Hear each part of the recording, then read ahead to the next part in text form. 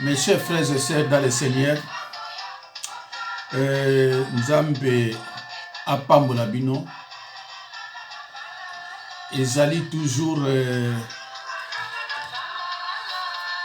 révérend Jacques Dinabanza. Oyo bino nyonso boyebi pe bomesana kolanda. Message nanga eza nini?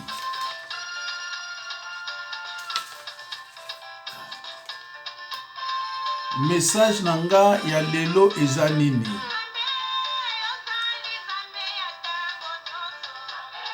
Ezali bandeko bokeba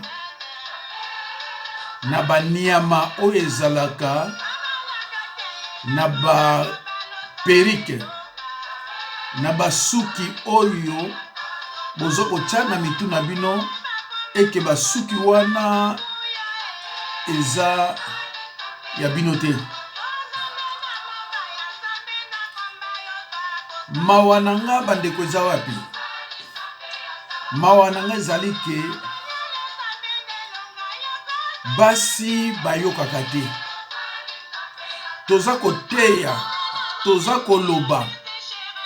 Mobali ayokaka facilement. Mobali ayokaka facilement. Mais moi c'était. Moi si soki a décidé que nga na osala likambo oyo. Mais bolobi ndenge nini tia osala likambo ya lobi. Eza pe mingi ba cause ya divorce na ba Europe, ba États-Unis, na ba continent mosusu.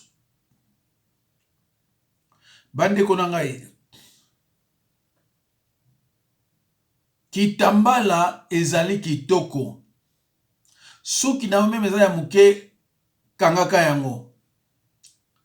Mais lelo yobo kene na ba fête nyonso, bokuta basi nyonso na bikoti. Otala mwasi ya mutu mwindu we suki ya mundele.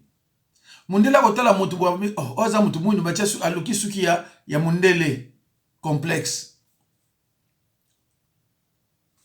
Bandeko na otela bino eloko moko me na kotala yango mingi te, na kotika yango mingi te. Po botala biloko oyo invisible ezalaka na basuki wana. Basuki wana ndeko yoza kolata. Ekomisa yo ler nyonso na bandoto mabe. Bandoto ya bitumba. Bako tia mapamboli po na yo. Bapamboli ezo kende pa ya kolo suki. Donc po omimona kitoko, il faut zwa suki ya batu otia na mutu na yo. Soko tiango te, ozomona na kitoko te. Bandeko. Mutu musu ozomona ye ayokaka te. Mwasi musu ozomona ye ayokaka te.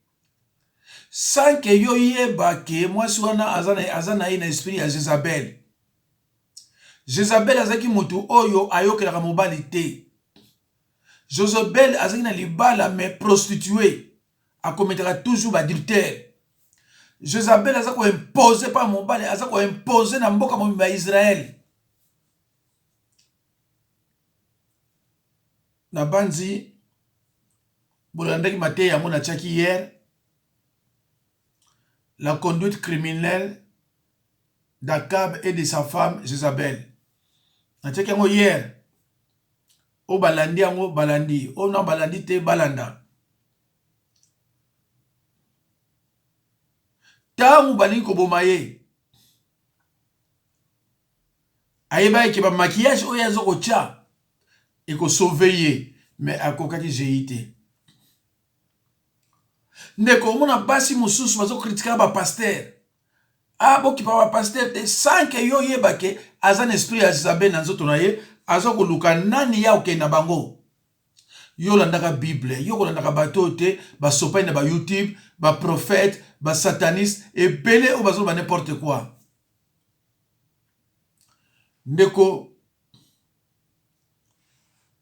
soki yo, aucune église, ozala mobali ozala mwasi tango oza kobina kolinga te kobina na yo indispose bato kolinga te kobina na yo indispose bato soki kobina na yo na kati église ebandi ko indispose bato eza su mabina ya kobinela Yesu te mais luka tango yo zobina mutu nyonso atali to amoni yo amoni effectivement ozobina na ndenge solo video yo nazosala ekozala moins de 20 minutes voire même moins de 25 minutes ou moins de 20 minutes ezaka mpona kokebisa bamama yo mobali okoyamba mwasi aye kolala mpa na yo mwasi wana ye na ekoti moko oyo eza banyoka invisible tango ya kokende banyoka mibale batikali kokweya na mbeto na yo baboti ndako mombe ya koma banyoka na banyoka ozoyeba pa yo ozwi yango te ndoki akozala nani noko tata leki tata mwasi mama leki mama kulutu yo mobali luka na ndako ozalaka meme autoritaire Bible lobi tu es le chef de la femme soko moni mwasi na yo ayaka na biloko wana mingi na kati ya ndako esengeli opekisa ye mpona kosauvegarde ndako na bana ou bien zwa tumba yango po yo servir na rien mwasi malamu ezali mwasi olataka kitambala ya bien atia ngo na motu azomona malamu na miso ya bato mais mwasi oyo ou alors atikaka suki na ye akangisi yango mais mwasi oyo atiaka bameshe wana oyo atiaka basuki oyo atiaka baperike wana souvent azalaka na kimia te bandeko ezali soni te epai bamindele bali oza moto mwindo otie suki oyo bango na motu na yo esuki yango oyo oyebi pa ewuti te suki yango ewuti mosika yo oyebi pa esuki wana ewuti te mais suki wana ewuti mosika c'est vrai que mwasi po ayoka ezalaka matata mwasi po ayoka ezalaka matata bomonaki yango na jardin d'Eden balobi mbumo okolia yango te mwasi alobi nani ale yango adevie meme nzambe adevie nde oyo nzambe alobi yamoni yango te adefie ye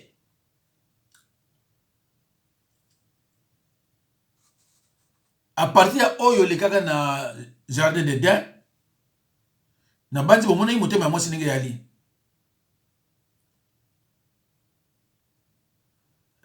une des raisons pour laquelle na 70 disciples Jésus azwi ata mwasi te po ayebi ke so nazwi mwasi makambo kobeba bakoloba pardonner mais basi bapardonnaka sur 100 baza peut-être 15 le reste même hier moto aza na tort après vidéo oyo nazosala vidéo ya oyo mama oyo amikitisaki na ba oyo nano bamikitisi te après oyo nakosala vidéo yango mpona kopesa merci na oyo atie liloba na nzambe ya pratique amikitisi naza kopesa mpe merci na ba oyo batie liloba na nzambe me baboyi kotia yango ya pratique aloba ndeko tokotala danse ya papa oyo babitidi na ye ya baboîte de nuit atika yango te amemi yango ntina église total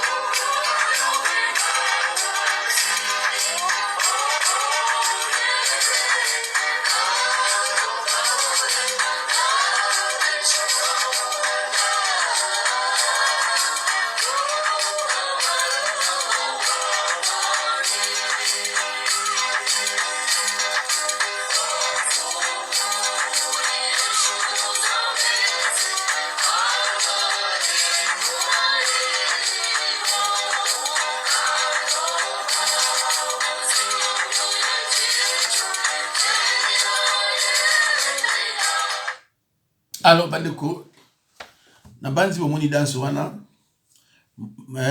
sere en Christ aki na sima na ye même azo signaler que mais non ato wana ndaka nzambe mabina ya boye eza yango te.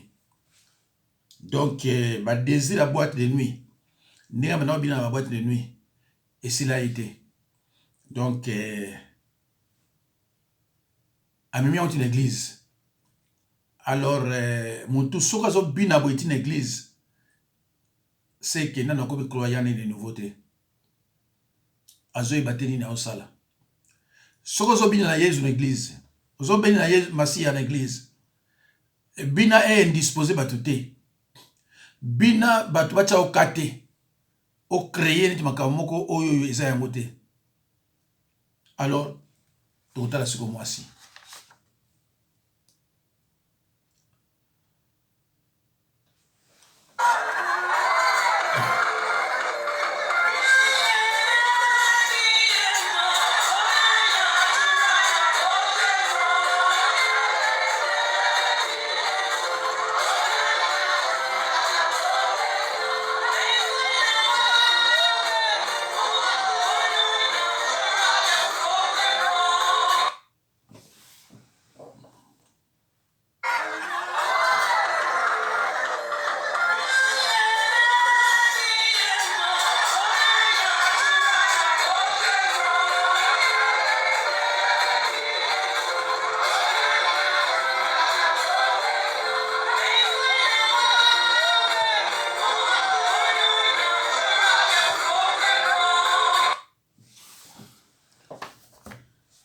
Allo bandeko mabina ya modèle ya bonne église apekisi yo te obili na nzambe. Mais yo moko tango ozobina danse ya ndenge oyo nayebi te soki oza komiyeba to oza komiyeba te.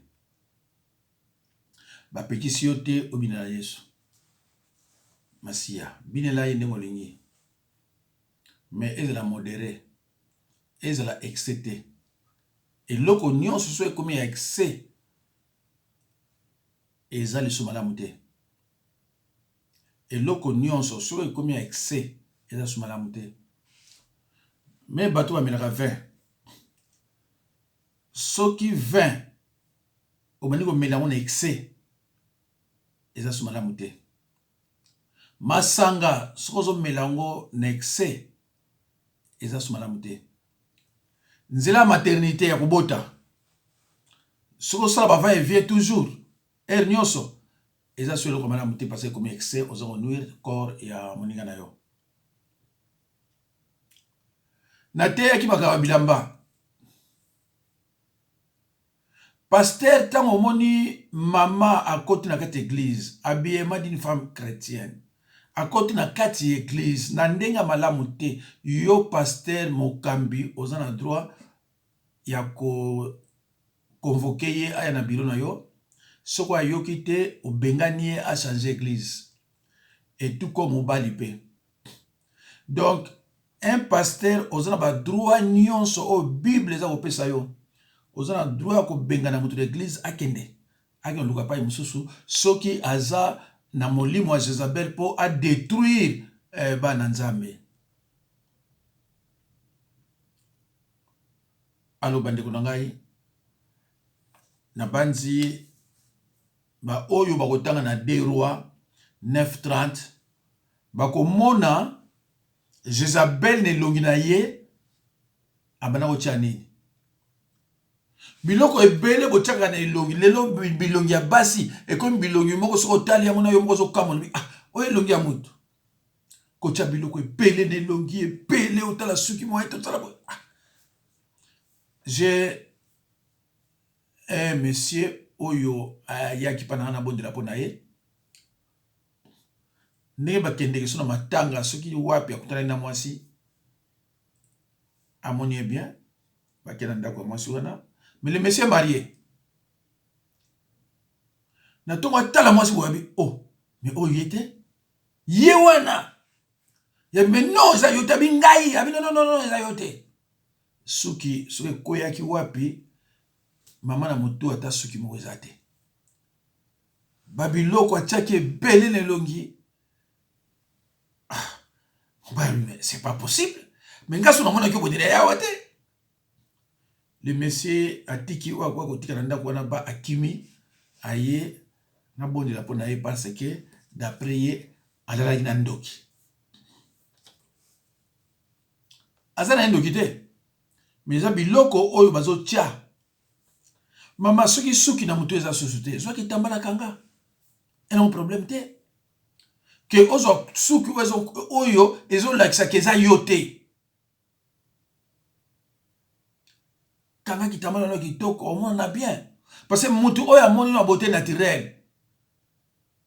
Akoko sutuka les sous-souté parce que amoni déjà la beauté naturelle oya yo.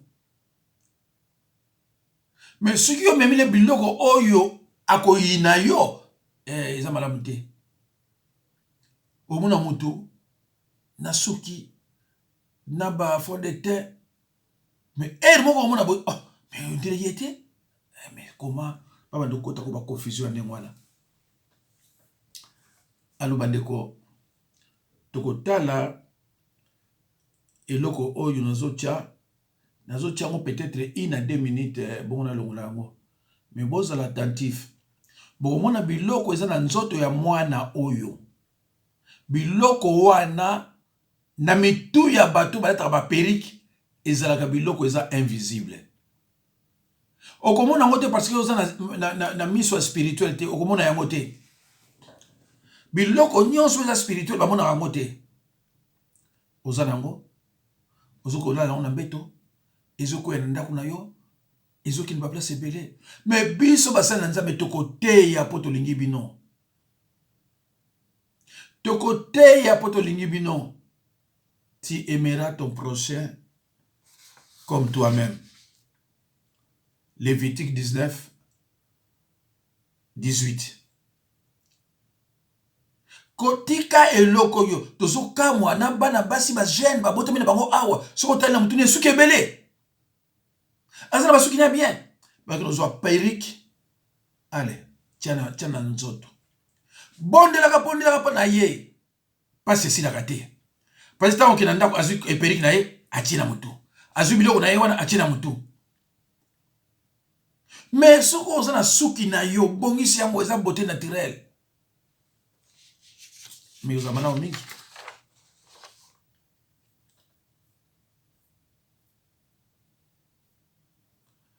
Namonaka mama Kisita.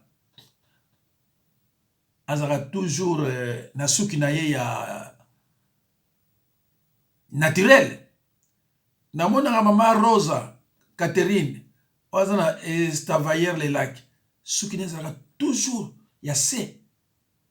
Et voilà. Bazé belé. Ba mama Anna, ba mama Tondo, ba Jackie Mokili. Ceux qui n'ont pas toujours assez. Maman Georgette y a Milouz. Et voilà. Maman Marie-Thérèse Nakan. C'est pareil. Allo Bandiko Bolanda. Alléluia. Alléluia. Chers frères et sœurs, voilà l'image que je vous présente. Regardez très bien cette petite fille au milieu, devant l'homme en jaune. Regardez sa tête. Qu'est-ce que vous voyez? Regardez bien sa tête. Qu'est-ce que vous voyez? Du serpent. Du serpent sur la tête de cette petite fille. Cette petite fille est née avec des serpents sur la tête. Alléluia. Toi et moi, nous pouvons dire que c'est un fait extraordinaire. Nous pouvons dire que oui, c'est une fille. Mais toi, est-ce que si tu mets au monde une telle fille, est-ce que tu peux garder sur tes cuisses? Voilà, c'est pour vous dire que les démons sont parmi nous. Les sirènes sont parmi nous aujourd'hui. Le monde des ténèbres envoie aujourd'hui les siens sur la terre pour visiter les humains qui veulent les accueillir. Et chers frères et sœurs, je vous le dis en vérité,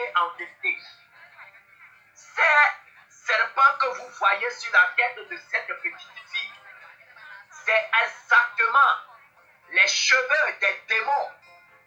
Quand vous allez dans le monde des ténèbres, quand vous allez dans le monde sous-marin, la plupart des démons, des sirènes que vous verrez, c'est comme ça vous verrez des serpents vivants sur leur tête.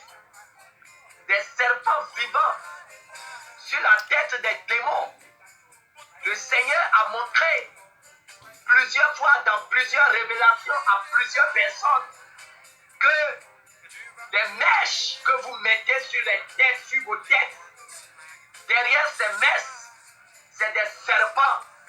Je vous le dis en vérité, ce sont ces serpents-là que le monde des ténèbres, le monde sous-marin, transforme en cheveux, en mèches, en perruques, qu'il vous envoie sur la terre et que vous payez avec votre argent pour inviter ces serpents dans votre vie, pour accueillir ces serpents dans votre vie avec vos propres argent.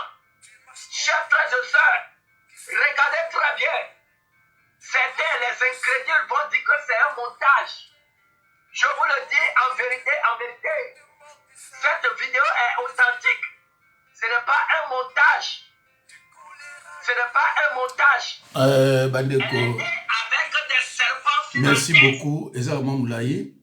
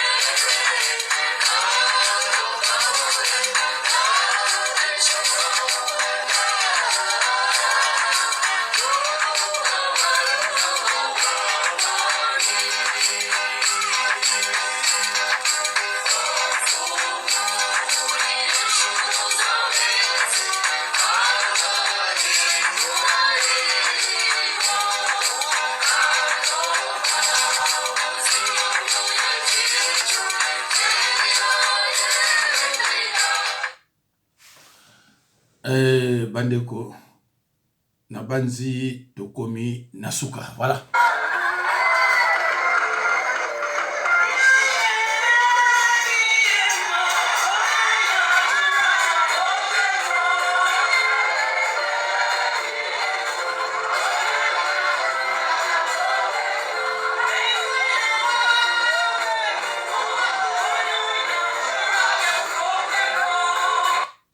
Alors bandeko tosuki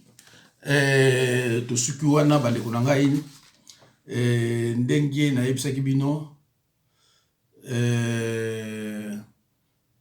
basuki baperiki bandeko bokeba na baperiki ndeko kolandaka mutu te yo kaka liloba tika biloko ba periko wana ezomema yo na banzela ya mabe. Periko wana pa yewuti yo yebite. Ekoti wana pa yewuti yo yebite. Basi bayokaka te. Okoloba ndenge koki mwasi oyo alobi ya monde ko salama. Oyo ye alobi ya mwana ndeko salama. Eza pasi. Bandeko, okomona moninga na musu mwasi mutu makasi aza koloba aza kofinga ba pasteur aza loba de toutes les façons soko moni mwasi afinga ba pasteur na banzi akoki kozala même côté ya ba Jezabel. Okomona aza loba yozo yeba teke oyo aza loba ndenge wana ozo yeba teke azala milimo mbindo etondi na kati ya nzoto na milimo ya bondoki. Lukola mwasi makamone mingi azala kaka ko imiter kolanda moninga esuka nango ememabino na pasi.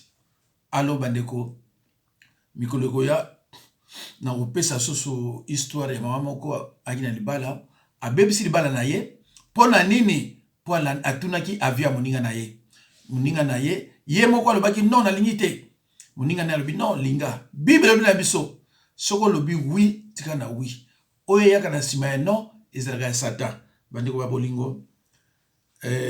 Na banzi tosuki wana Nzambe apambola bino. Nzambe apambola bino. Tosuki wana après vidéo oyo je suis sûr bon mon vidéo mosusu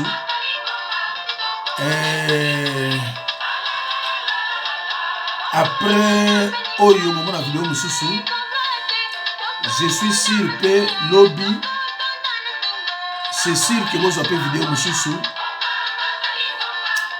je dis que c'est sûr que vous avez vidéo mosusu. Nzambe apambola bino.